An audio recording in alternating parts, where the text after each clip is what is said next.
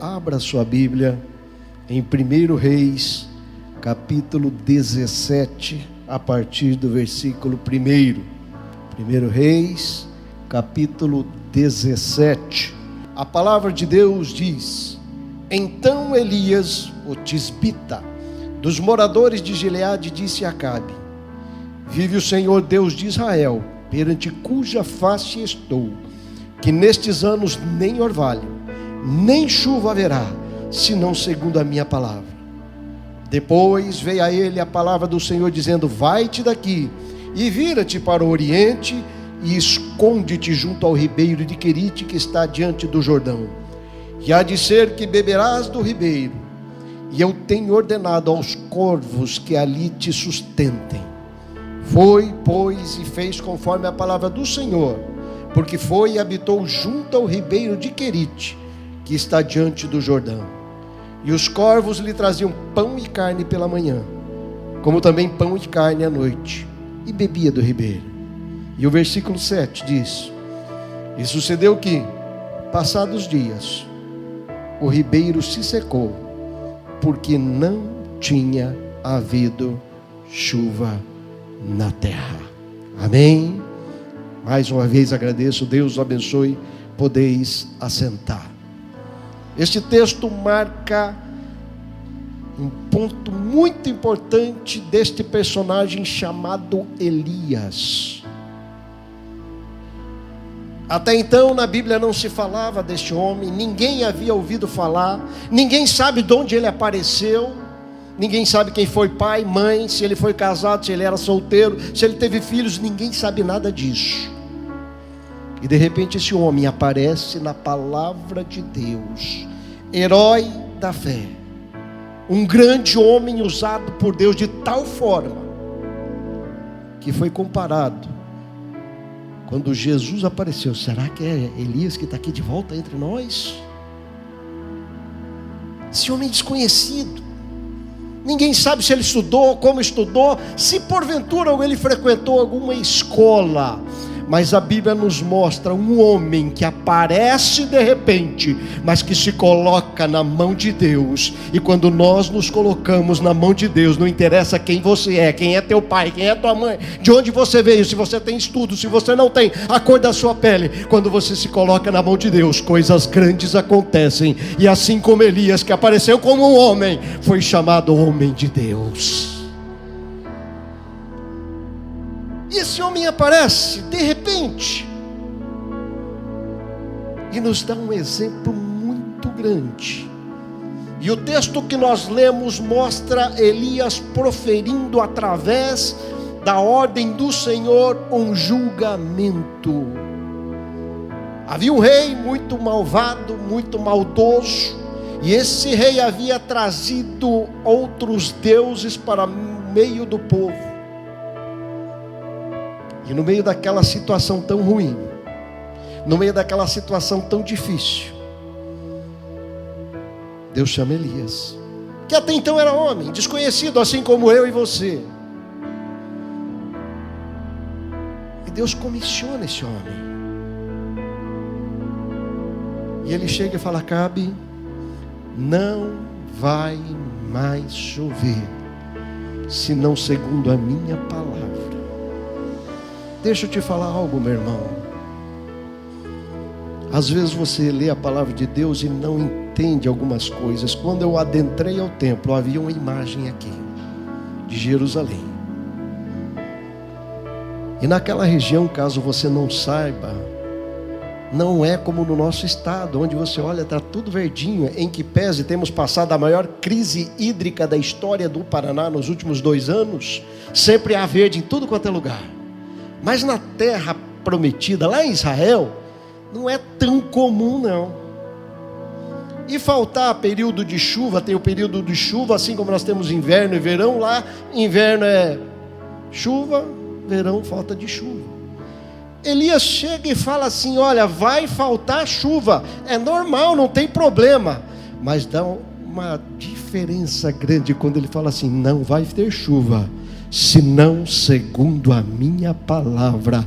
Isso é autoridade de Deus na vida de uma pessoa.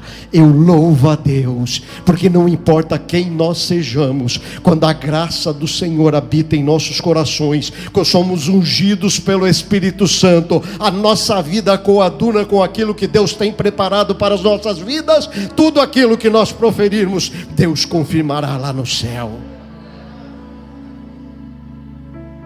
Ele chegar para Acabe e falar: olha, não vai ter chuva, era algo simples. Claro, provavelmente está chegando o tempo da seca, mas ele falou: não vai ter chuva enquanto eu não autorizar descer chuva dos céus. Não porque ele era alguma coisa, mas porque ele estava imbuído da autoridade do Senhor nosso Deus. Que a graça de Deus habita em nossos corações de tal forma que nós tenhamos poder de enfrentar o mundo e falar: vocês estão errados, e enquanto vocês não se converterem, a graça de Deus não será derramada nesse estado, nessa cidade, nesse país, nesse mundo, porque eu sou o arauto do Senhor neste lugar.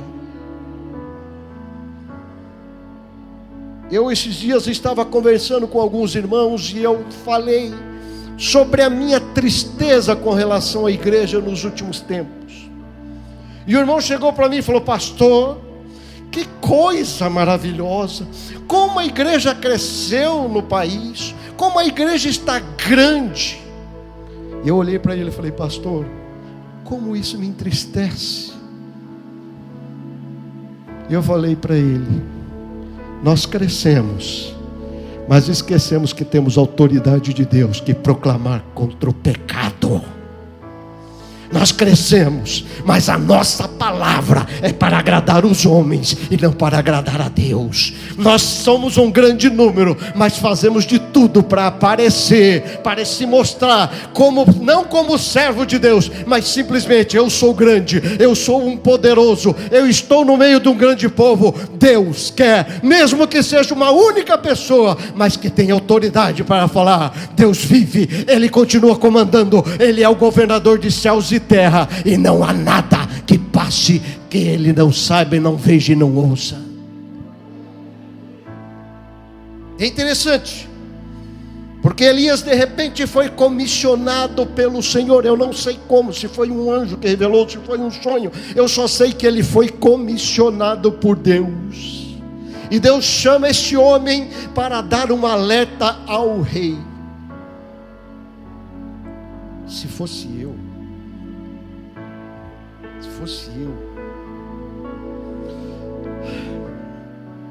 dava engomada no paletó.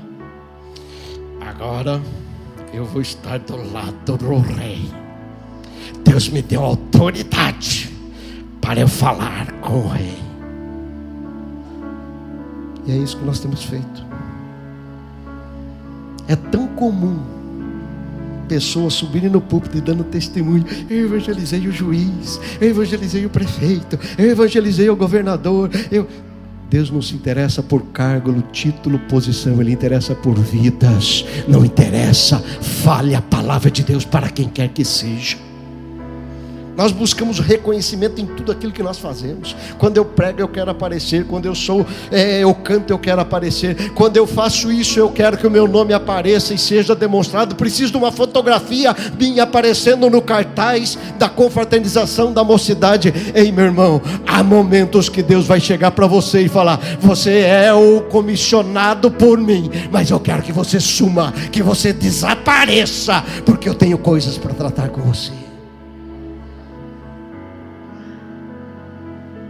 Elias de repente foi comissionado por Deus. Ele entrega a mensagem, assim como Deus havia ordenado que ele entregasse a mensagem. E talvez ele pudesse pensar: bom, agora Deus vai me... Como é que nós cantamos isso? Deus vai te honrar. Deus vai me honrar. E aí ele, ciente de que havia feito aquilo que Deus havia pedido, eu creio que Elias deve ter pensado, e por favor, eu estou aqui usando um eufemismo, uma figura de linguagem, uma sátira. De certo, Elias deve ter pensado assim: bom, agora eu vou chegar em casa, postar no Facebook que Deus me deu uma ordem e olha, Deus bradou lá. É assim que a gente faz.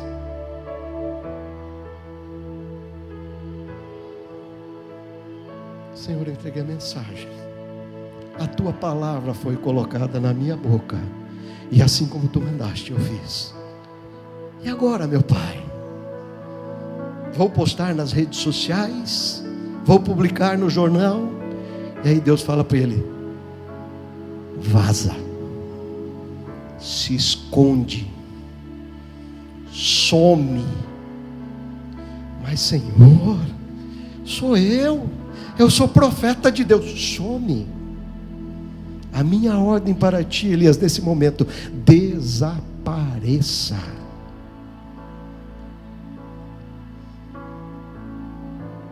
Você imagine eu, meu irmão, imagine eu, colegas. Imagine, nós pregamos, a graça do Senhor se manifesta, pessoas são curadas, pessoas são salvas, e de repente você, bênção de Deus, e Deus fala para você: some. Mas Senhor, a obra está crescendo, a igreja está enchendo. Some. A mocidade que está some. E eu não sei porque Deus me colocou isso no coração esta noite. Eu costumo dizer que às vezes Deus tem que falar primeiro com o pregador, para depois falar com a igreja. E quando eu estava essa madrugada orando e estudando a palavra de Deus, Deus tocou no meu coração. Há momentos que Deus quer que você simplesmente suma. E eu vejo muitas pessoas reclamando: mas pastor, ninguém me nota. É Deus que falou para você ir para o Querite. É Deus que está falando para você: ei, é teu momento de desaparecer.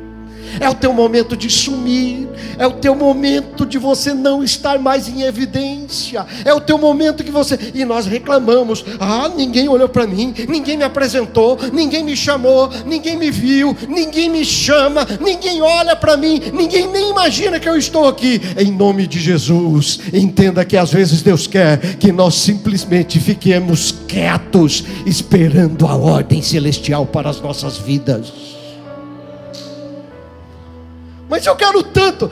Você quer? Eu sei que você quer, eu sei que eu quero. Mas há momento que Deus fala: espera. Não é agora, não é a sua hora, não é o seu momento, porque no teu momento, fogo do céu vai descer e vai matar os inimigos da causa do Senhor. No momento certo, Deus vai trazer aquilo que não é, para ser o que é, porque dele é o controle de todas as coisas. Eu posso até imaginar o questionamento de Elias: mas Senhor, agora que eu fui tão bom, eu falei, está acontecendo, Deus, é o momento. E talvez até as outras pessoas que ouviram falam: ei Elias, o que está acontecendo aí? Vai fugir agora? Foi lá, e me permite usar a expressão do mundo aí fora, peitou o rei e agora vai sair correndo?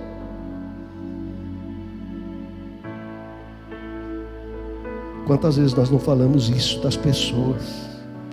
Estava aqui, era o valentão, e agora cadê? Ei, meu irmão, cada um de nós tem um momento.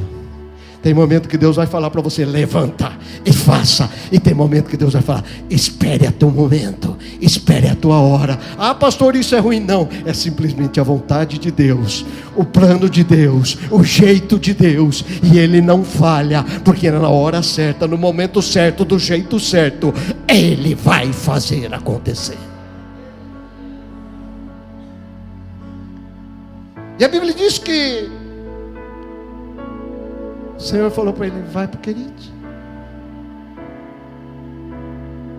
E aí você pode imaginar: o Querite deve ser um lugar muito simpático, charmoso, né? Deve ter uma pousadinha lá, né? Garçom. O que mais? Hoje a moda é hotel fazenda, né? Deve ter uma vaquinha lá para dar leite, queijinho feito lá, a horta. Não. Querite, na banda do Jordão, meião do deserto, não tem nada.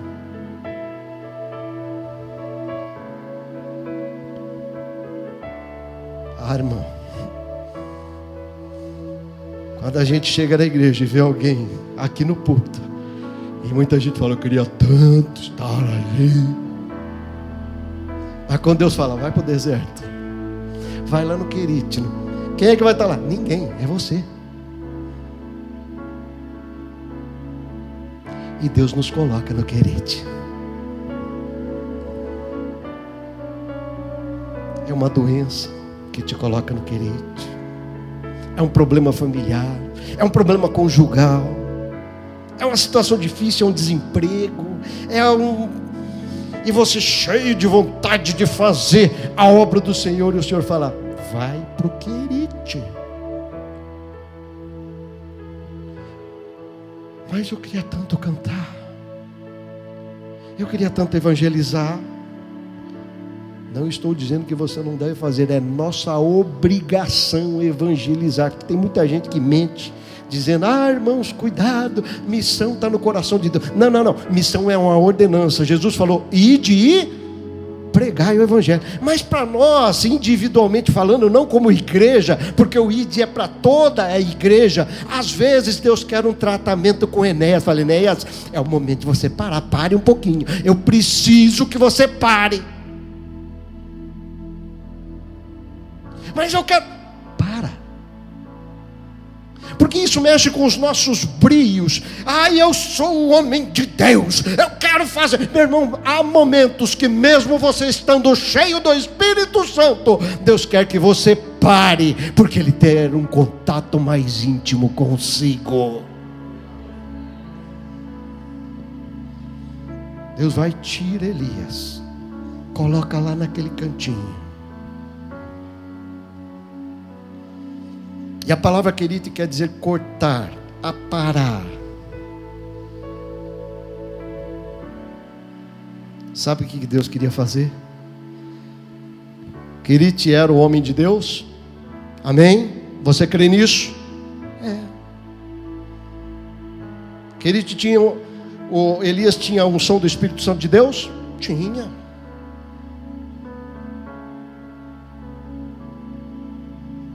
Mesmo estando cheio do Espírito Santo, há coisas em mim, há coisas em você que precisam ser consertadas. Porque se nós fôssemos perfeitos, não necessitaríamos de estar aqui. E se nós estamos, é porque em alguma parte de nós tem coisas que precisam ser consertadas. Mas eu venho na igreja, eu entrego meu dízimo, eu estou em casa. Deus sabe o que passa dentro do teu coração.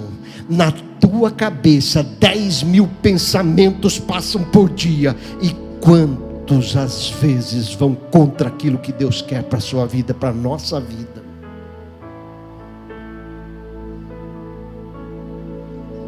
Por isso que às vezes Deus quer que nós paremos. Ele quer tirar alguma coisa que está atrapalhando. Eu não sei se os irmãos têm essa experiência, mas devem de conhecer, alguns dos obreiros devem conhecer alguma pessoa que em algum momento passou por uma situação difícil, e a partir daquele momento o Senhor passou a trabalhar mais ativamente na vida dessa pessoa. Quantas pessoas conhecem gente assim? Vocês conhecem? É porque ele passou no Querite. Deus colocou ele lá, na prensa, na prova, no isolamento, na solidão, para que ele aprendesse alguma coisa. E esse texto me traz algumas lições que eu quero dividir com os irmãos rapidamente ainda. E a primeira lição que eu aprendo é que eu devo querer ir para o Querite. Algum anjo veio, pegou o Elias e puxou para lá? Alguém amarrou ele e levou para ele para o Querite? Meu irmão, se há uma coisa que me assusta, se há uma coisa da qual eu tenho medo, e eu sempre falo às pessoas, meu maior medo é sair do centro da vontade de Deus. Se Deus te deu uma ordem, meu irmão, cumpra, faça por voluntariedade. Aleluia, louvado seja o nome do Senhor. Eu tenho certeza que Elias naquele momento ele estava pronto a fazer uma grande obra, mas Deus falou: pare, você vai lá para o Querite. E o texto que nós lemos disse: Elias vai para o Querite, e a Bíblia diz que Elias foi para o Querite. Ele foi voluntariamente, ninguém amarrou, ninguém obrigou, simplesmente Deus falou: vai, e ele disse: eu vou, Senhor. Elias obedeceu sem questionar a palavra de Deus. E ele poderia ter um monte de questionamento. Pera lá, Deus, corvo vai me dar comida? Corvo vai trazer carne para mim? Eu vou beber água lá do riacho, mas não tem nenhum filtrinho. Água geladinha. Oh Deus, que isso? Ou ele poderia fazer aquilo que nós fazemos. Irmão, você vai para tal lugar. Por quê? Oh, meu irmão, quando Deus fala, faz. Se Deus te manda ir para o Querite, vai. Não se preocupe que se Deus te ordenou, coisa grande vai acontecer na sua vida. Se Deus falou, Ele não deixa de cumprir. Se Deus pediu, Ele vai fazer com que coisas maravilhosas aconteçam na sua vida. Ele poderia ter feito um monte de questionamentos, mas Ele fez algo que Deus ama. Mais importante é obedecer do que sacrificar. Elias vai, Elias foi. Lembra quando Pedro: mas Jesus, Pedro, você não entende nada do que eu estou fazendo agora, mas um dia você vai entender. É assim que Deus faz na nossa vida. Você pode até não entender o que está acontecendo na sua vida, os problemas, as dificuldades, as angústias, as frustrações, mas um dia Deus vai mostrar para você e vai falar: era por isso que você passou lá naquele problema. Eu não acredito em pessoas que anunciam o Evangelho sem ter experiências espirituais para contar. E eu e minha esposa passamos pelo Querite. Pensa numa situação difícil, meu irmão. Ambos filhos de pastor, criados na igreja, casamos, oh, bênção do Senhor, maravilha, casamento vai que é uma bênção. E de repente Deus falou: vai para o Querite. E, com perdão da expressão, nós não quer, né, irmão? É do meu jeitão. E aí foi do nosso jeito. Senhor, deixa conosco que a gente vai servir o Senhor da nossa maneira. É assim.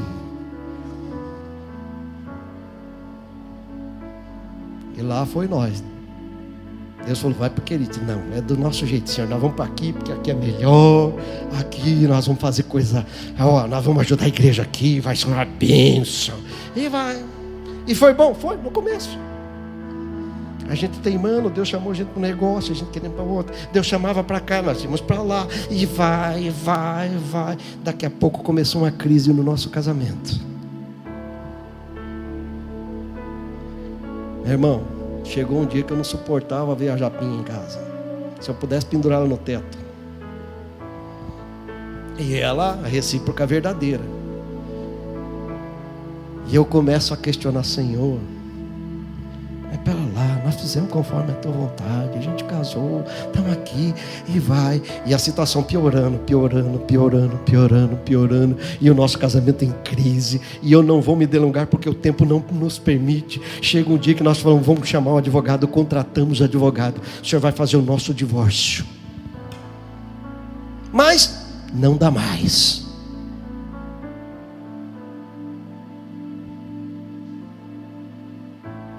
Porque a gente não quis ir para o Querite. A gente não queria o tratar de Deus, a gente queria da nossa vontade. E pela graça de Deus, esse advogado, também filho de pastor, começou a nos aconselhar. E já com procuração assinada. Entra com esse papel o mais rápido possível. E um dia o Espírito Santo tocou na nossa vida. E aí a gente olhou um para a cara do outro e falou: ei, pera lá. A gente está teimando contra Deus. Vamos para o Querite, porque se Deus mandou a gente ir para lá, coisa grande vai acontecer. Fizemos um pacto, fizemos um concerto. Ajoelhamos na sala da minha casa, eu, minha esposa e minha filha. E nós oramos e a graça de Deus entrou em nosso lar. E hoje nós estamos aqui fazendo a obra do Senhor, aconselhando casais, restituindo vidas. Sabe por quê? Porque Deus nos conduziu ao Querite e de lá nós saímos vitoriosos no centro da vontade de Deus. Deus quer obediência, mas nós devemos querer obedecer. Nós esquecemos que nós somos falhos. A Bíblia diz que Elias era um homem falho. Lá em Tiago capítulo 5 versículo 17, a Bíblia diz que Elias era sujeito às mesmas paixões que eu e você: raiva, amor, ódio, aquela alegria imensa quando você está andando no trânsito, alguém te dá uma fechada, você fica tão feliz que é capaz de glorificar a Deus. É isso, irmão? Só que não. Nós somos falhos, mas quando nós obedecemos a Deus, a graça do Senhor é manifestada em nossa vida. Elias vai para o Querite. Eu vou, Senhor. Elias não era um super-homem, mas ele tinha algumas certezas que eu e você devemos ter. A primeira certeza que ele tinha está lá no versículo 1. Volta lá, meu irmão, por favor, me ajude. Então Elias, o tisbita, dos moradores de Gileade, disse a Acabe: olha a primeira certeza que ele tinha. Aleluias. Você crê que o Senhor está vivo essa noite aqui neste lugar? Aleluias.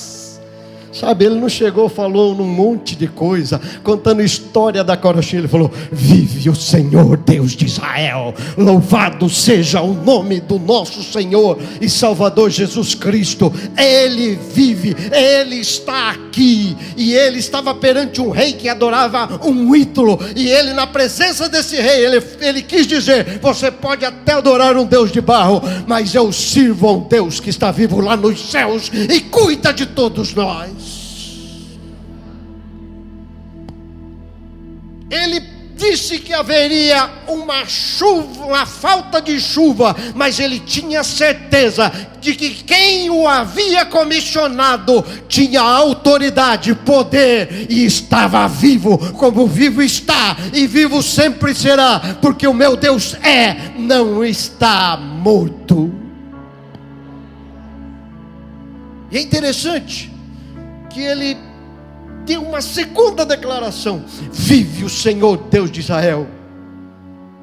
Mas eu sirvo a um Deus que não está em qualquer lugar escondido. Onde eu estiver, Ele está comigo. E Ele fala: vive o Senhor Deus de Israel, perante cuja presença eu estou. Em outras palavras, ele disse: rei, o negócio é o seguinte: eu estou aqui sob a autoridade de Deus. Ele está vivo, está aqui comigo neste momento, e eu estou debaixo da autoridade dele. Louvado seja o nome do Senhor.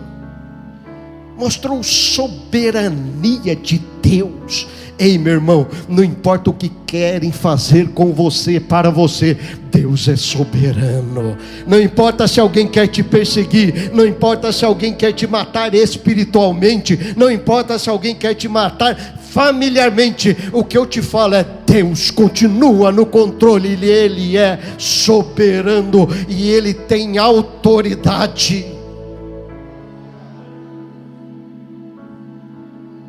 A terceira coisa que ele tinha certeza é que a palavra de Deus é verdadeira.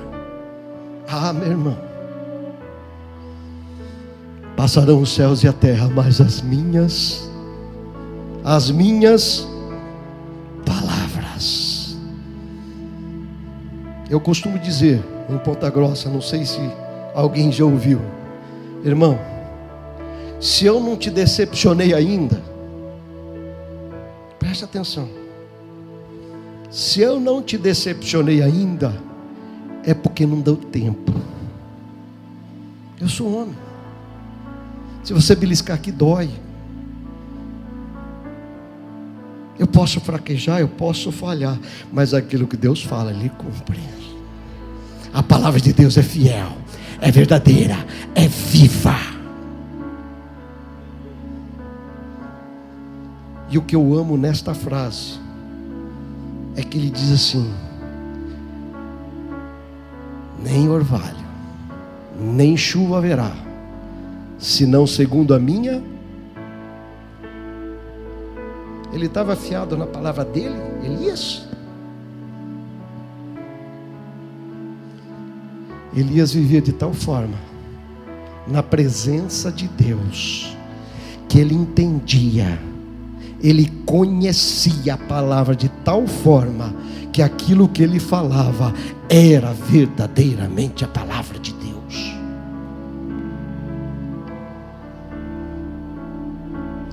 Nós vivemos um momento, queridos, que às vezes a pessoa sobe aqui no púlpito, canta bonito, fala bonito, mas quando você sai lá fora e vai conversar com ele, palavras de baixo calão, gritos, desaforos. Mas Elias vivia de tal forma que na boca dele só havia a palavra de Deus. Que nós tenhamos esta hombridade lá no Querite, que nós possamos ouvir a palavra de Deus. Ah, pastor, eu tenho ouvido. Ah, a graça de Deus tem. Meu irmão, não adianta só ouvir. A Bíblia diz que Jonas ouviu a voz de Deus, e sabe o que ele fez? Fez tudo errado, fez tudo ao contrário. Mas Elias ouviu a voz de Deus e falou: eu vou ser fiel, eu vou fazer aquilo que Deus quer. E a diferença é que Jonas teve um ministério curto e pouco profícuo, mas Elias até hoje fala através do seu ministério, através do seu sucessor Elias, e nós hoje estamos falando dele nesta noite. Todos nós ouvimos o Senhor. A cada culto que você vem, nos hinos que são cantados, Deus fala conosco. E aí?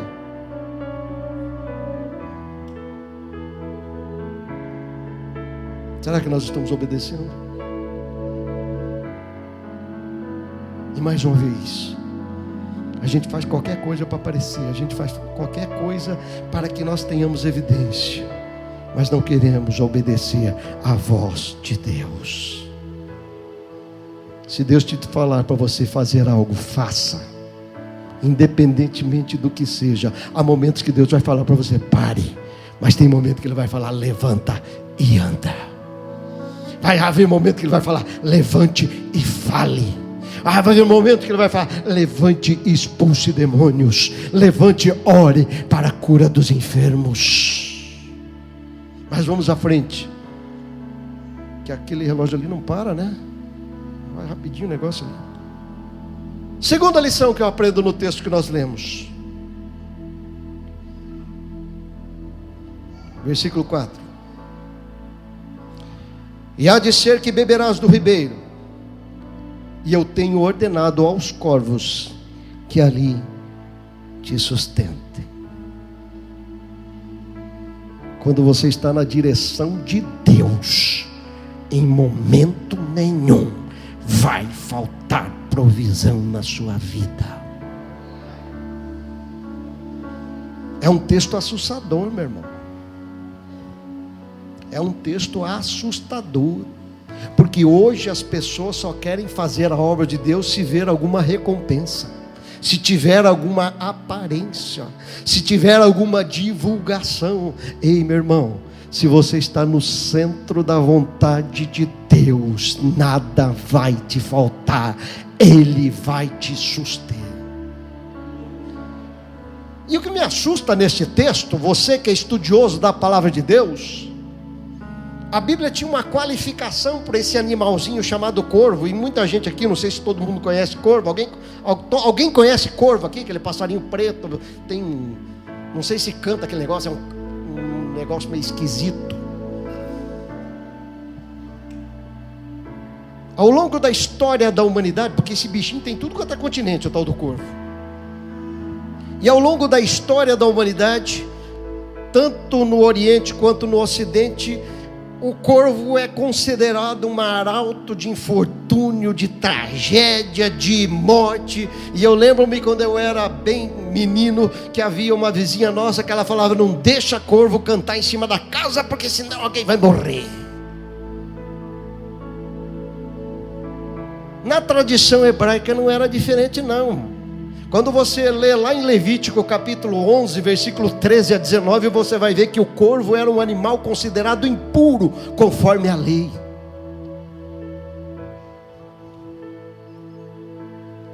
Sabe o que isso me ensina, meu irmão? Que a obediência a Deus é mudança de paradigma. A obediência a Deus não é questionar aquilo que Deus falou. Ah, mas Deus, corvo? Não. Se Deus falou que vai ser corvo, vai ser corvo. Ele vai trazer a comida na tua casa, na tua porta. Obediência a Deus significa eu mudar minha atitude, minha postura. Algumas estruturas da minha vida serão alteradas, mudadas. Algumas rotinas minhas têm que ser quebradas. A lista daquilo que Deus pode e não pode fazer tem que ser rasgada e jogada fora, porque Deus pode fazer qualquer coisa. Mas nós, principalmente nós cristãos, gostamos de falar: Deus não pode agir ali. Deus pode agir onde, quando e do jeito que Ele quer. Eu não participei dessa história, mas numa cidadezinha chamada Bela Vista do Tapiraquí, não existe mais esse lugar, tá, irmão? Não adianta procurar no mapa. Foi o lugar onde eu nasci. Ali pertinho de Itapejara, de Cianorte, o obreiro começou a trabalhar lá. A igreja não tinha condições, era campo missionário. Não tem mais o que comer, foi plantado uma carreira de pepino no quintal, só tinha pepino, meu irmão. E falta isso, falta aquilo.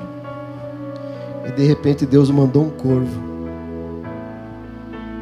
A dona da casa de prostituição daquela cidade, que hoje não existe mais, cidadezinha, chegou para a esposa do pastor e falou: eu tenho visto o sofrimento de vocês, e eu quero fazer uma proposta para a senhora. A dona da casa de prostituição veio fazer uma proposta para a mulher do pastor, já assusta, né? Se a senhora lavar as nossas roupas, a gente paga para ajudar vocês a sustentar a casa de vocês, a igreja. Deus manda corvo até hoje. Louvado seja o nome do Senhor nosso Deus. Quando Deus te colocar num lugar, Deus vai te sustentar. Ah, irmão, me colocaram lá para dirigir o conjunto de jovens. Por favor, não estou questionando ninguém, eu só estou usando exemplo. As irmãs, varões, mas eu não conheço. Deus vai te sustentar. Deus vai te dar capacidade, Deus vai te dar sustentação. Ele nunca desamparou ninguém. Há um propósito de Deus em tudo, e a provisão dele vai chegar, talvez não da maneira que eu e você queira, mas ele vai mandar provisão, porque ele é o dono da obra, e quando ele ordena, você obedece. Deus entra com a parte dele. Foi assim com o povo de Israel, e nós não podemos delongar o assunto, porque o tempo já se esgota. Mas eu aprendo uma terceira lição com esse homem. Quando Deus manda, vivo hoje. Tem gente que perde o plano de Deus na vida dele, porque está preocupado daqui a 15 anos. Ei, meu irmão, viva hoje. Quando o maná do céu descia, eles comiam, se satisfaziam. E a Bíblia diz que se eles guardassem, o que acontecia? pastor, eu vou fazer o seguinte, eu primeiro vou fazer isso aqui, daí eu vou me aposentar. Aí, meu irmão, faz hoje. Se Deus te ordenou, faz hoje. Ele vai te sustentar. Ah, mas eu não sei se eu vou conseguir conciliar. Vai conciliar, porque se Ele te conduziu, Ele vai te suster. Louvado seja o nome do Senhor. A quarta lição, e eu estou avançando muito brevemente por causa do tempo. A nossa fé não pode balançar. Elias foi para o Querite. Ah, mas a minha qualidade de vida vai cair. Amém?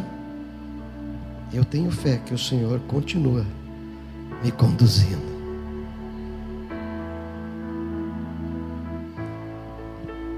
Ah, mas a perspectiva, não tem caminha, não tem casa, não tem todos os confortos da vida moderna, não tem. Ei, meu irmão, há um hino que nós costumamos cantar e às vezes no momento da luta, da prova, nós esquecemos. E eu não vou cantar porque senão os irmãos vão sair correndo e eu preciso que os irmãos fiquem aqui para a Santa Ceia. Mas o hino diz assim: tem coisa boa chegando. Ei, você pode estar no Querite, mas se Deus está contigo, coisa boa vai acontecer. Aleluia. Você pode até se sentir sozinho, mas Deus, estou aqui, é só eu comigo mesmo. Não, Deus está com você. Tem coisa boa chegando. Tem algo acontecendo. E não importa o que você está sofrendo, o que você está passando, você vai sobreviver. E a glória de Deus vai ser manifestada na sua vida. Louvado seja o nome do Senhor nosso Deus. O ruim é que quando a gente está num momento de dificuldade, de isolamento, de solidão, nós achamos que ninguém mais olha para a gente. Deus continua olhando para você, Ele continua consigo. É lá no Querite que eu tenho os meus maiores momentos de intimidade com Deus. Foram nos momentos mais isolados da minha vida que eu e minha família sentimos a presença de Deus palpável dentro de nosso lar. Pessoas caluniando, inventando mentira, e nós simplesmente ajoelhávamos e: Senhor, meu Deus, tem misericórdia. Ele entra com providência. E é no Querite que também tem uma quinta lição. Às vezes eu preciso de deixar alguma coisinha de lado.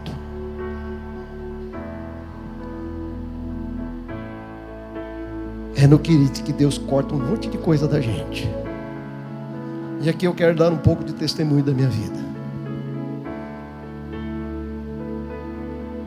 Fui criado como filho de pastor. E tudo que eu não queria ser na minha vida era... O que era?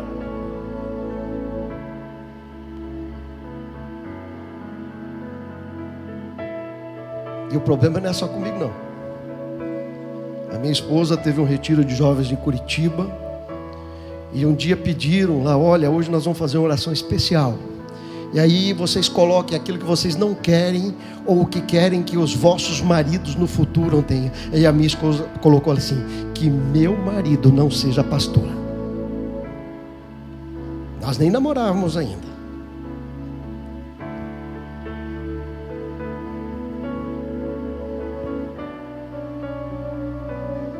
E como eu não queria ser pastor, eu tenho que me virar na vida. E aí eu fui fazer a faculdade. Fiz uma faculdade. Terminei aquela faculdade, fiz outra.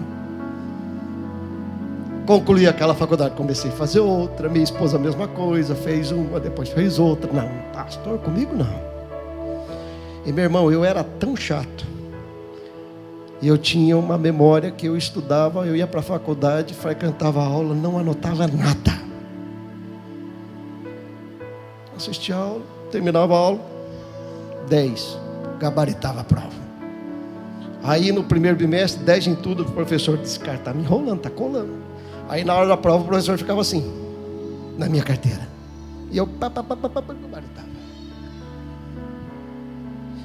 E eu olhava aquelas pessoas sofrendo para aprender. Eu falava: mas que povo mais.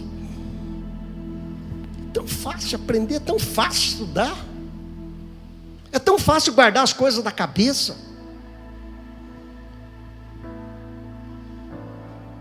Em Foz do Iguaçu, quando nós morávamos lá, todo mês nós fazíamos maratona bíblica.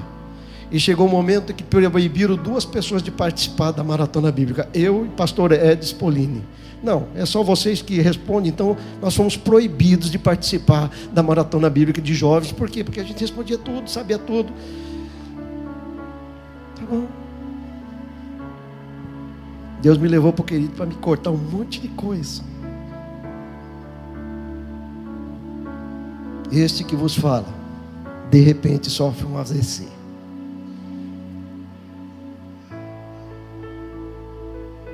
Memória começou. Aí, não, só deu uma amenizada, tá, vamos continuar. De novo, Deus me jogou no Querite. Dia 24 de dezembro de 2000. Eu, diabético, tive uma crise hipoglicêmica mergulhando. Entrei em coma embaixo d'água. Fiquei 5 minutos embaixo d'água.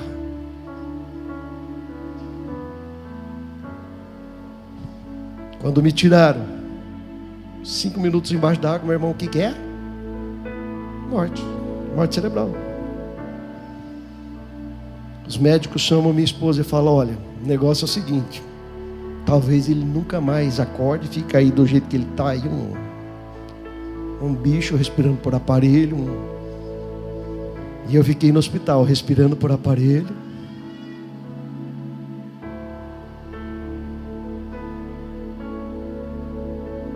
Mas Deus tinha me colocado no Querite para eu aprender, para cortar, para tirar coisa que Ele precisava tirar.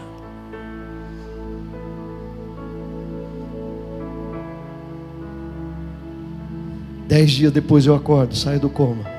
O médico, não era para ele acordar. Bom, talvez ele nunca mais fale. Eu respirando por aparelho, não conseguia falar. De repente eu pedi para alguém, comecei a fazer gesto, alguém trouxe um lápis, eu escrevi o que aconteceu. Eu não sabia o que tinha acontecido. Mas ele já está escrevendo. Deus me tira dos aparelhos. Vou para o quarto. 15 dias depois eu recebo alta. Dr. Caron fala assim: olha, eu sou ateu, mas eu estou assinando um milagre. Não era para você sair andando desse hospital. E eu saí faceiro. Não, vou. Segunda-feira, volto a trabalhar. E minha responsabilidade era atender as comitivas de estrangeiros que chegavam para a cidade industrial de Curitiba. Quando eu chego, o meu diretor fala: olha, hoje chega uma comitiva de ingleses, você pode atender? Eu posso. Quando aqueles ingleses adentram, me cumprimentam, eu não entendi nada. Virei para minha secretária e falei: eles estão falando inglês? Ela, fluentemente. Mas eu não estou entendendo nada.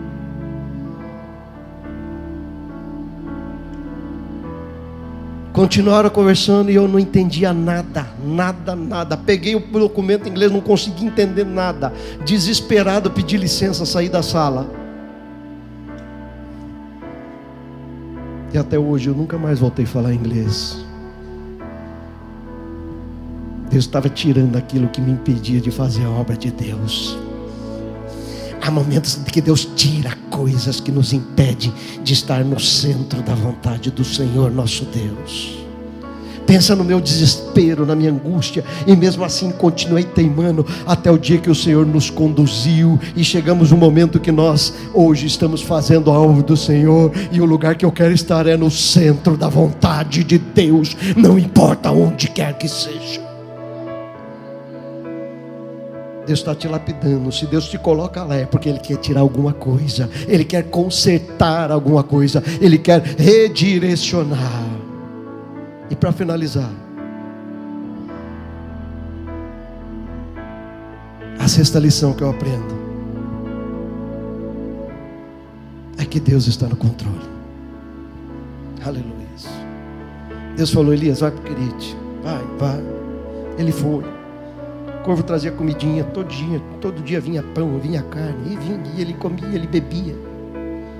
Só que o último versículo que nós lemos, versículo 7, diz assim: e sucedeu que, passado dias, o ribeiro,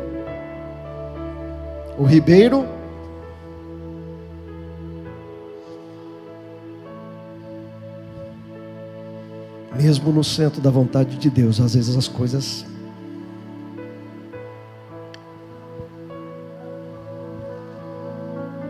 será que Deus tinha esquecido de Elias?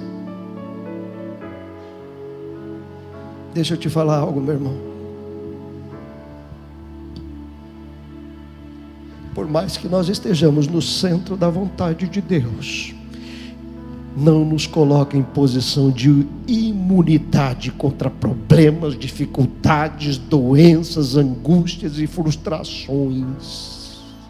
Muitas das coisas que eu achei que aconteceriam não vão acontecer, e eu tenho certeza que não vão acontecer, mas hoje eu glorifico a Deus, porque eu sei que Ele está no controle da minha vida, Ele continua direcionando a minha vida. Doenças, frustrações não vão me fazer desanimar, ataques, assassinatos, problemas, furtos, roubos não vão me fazer desanimar, porque eu sei que por mais que o ribeiro seque, Deus continua comandando todas as situações.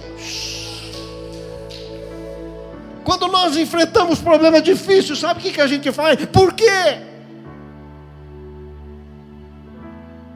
Ei, meu irmão, se você tem certeza que Deus está no controle da tua vida, não fale nada, simplesmente fale: nas tuas mãos, Senhor, eu coloco a minha vida, a vida da minha família, os meus bens, tudo aquilo que eu tenho, tudo aquilo que eu sou, está nas tuas mãos, ó Pai, porque eu sei que tu tens o controle sobre céus e terra.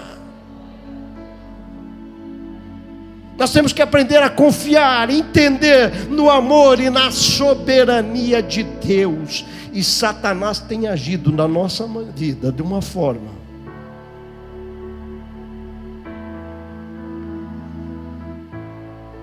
Há não muito tempo atrás, minha esposa passou por uma situação, teve uma parada cardiorrespiratória. Fomos ao hospital e alguém me ligou: olha, fale com o deputado fulano de tal, para dar um jeitinho para transferir para Curitiba. Falei: irmão, eu não preciso de dar jeitinho, eu preciso do Deus que controla todas as coisas. Porque a partir do momento que eu começar a usar jeitinho, eu saí da vontade de Deus, estou andando e caminhando como o mundo quer que eu caminhe. E eu preciso testemunhar que Deus controla as coisas, Deus cuida dos seus, não nos desampara e não nos abandona. O ribeiro secou não era simplesmente porque maldição estava chegando na vida de Elias, não. O ribeiro secou é porque Deus tinha coisa maior para acontecer lá para frente. Deus já estava preparando a viúva de Sarepta, Deus já estava preparando caminhos para que a glória de Deus se manifestasse. Deus já estava preparando motivos para que Eliseu e Elias trabalhassem junto na formação de líderes espirituais perante aquele povo. Era por isso que Deus falou: o ribeiro vai secar agora e você não vai mais ter água. Ah, mas Deus, e agora? Era o meu único sustentáculo. Não, eu tenho coisa grande para você. Nós estamos acostumados a viver com mixaria, achando que aquilo que Deus quer para a nossa vida, não, Deus vai preparar coisas grandes, mas lá no Querite é que eu tenho que mostrar a minha fidelidade, a minha fé, o meu amor e, acima de tudo, a confiança no Deus que tudo pode e que está no controle de todas as coisas. Que o Senhor possa falar em teu coração, que você saia daqui renovado, sem reclamar, sabendo que por mais que a situação seja difícil, é Deus que te colocou lá. Nós temos o péssimo costume de tudo que é de ruim acontece na nossa vida: ah, é Satanás. Não, meu irmão, às vezes é Deus. Foi Deus que mandou Elias ir para o Querite, foi Deus que ordenou. E se Deus te colocou, Ele está cuidando, Ele está te preparando, Ele está te arrumando, porque coisa grande vai acontecer. Que o Senhor possa te abençoar e falar ao teu coração. Deus os abençoe grandemente. Vamos nos colocar em pé nesse momento.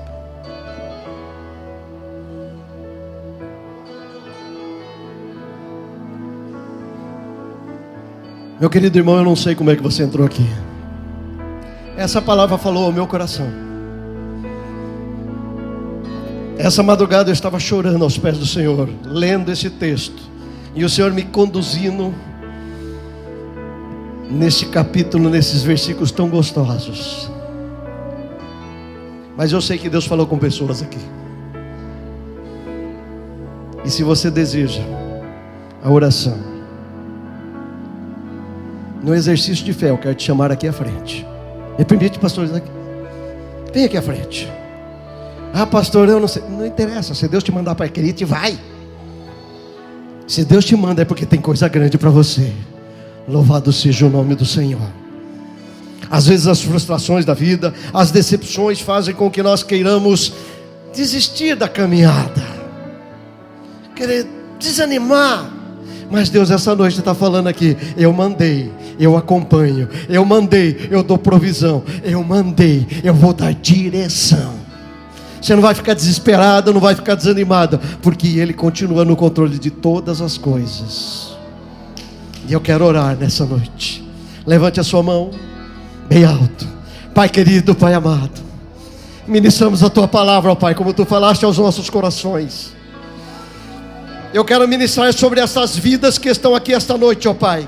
Que a Tua graça repouse em cada coração, em cada vida, ó Pai. Restitui projetos, restitui, ó Pai, restitui em nome de Jesus tudo aquilo que Satanás tem tentado destruir na vida dos Teus filhos, que neste momento seja restituído, ó Pai, porque é isso que o inimigo de nossas vidas quer, que nós desanimemos, que nós paremos de crer, que nós paremos de confiar. Mas em nome de Jesus, eu ministro bênção sobre essas vidas que estão aqui à frente, ó Pai. Recebam o toque do Espírito Santo de Deus, para que vocês possam continuar na caminhada que Deus tem proposto para vocês, que não saiam do centro da vontade de Deus, mas que a cada dia vocês possam estar mais firmes e prontos para seguir aquilo que Deus tem preparado para as vossas vidas. Derrama, ó Pai, sobre eles, derrama, ó Pai, sobre eles renovo, toque do Espírito Santo, ânimo, vontade e, acima de tudo, firmeza na Tua palavra. Fica conosco, ó Pai, ainda na ceia, e que possamos sentir o toque do Espírito Santo. É o que eu peço, é que eu ministro em nome de Jesus. Amém, amém. Deus os abençoe.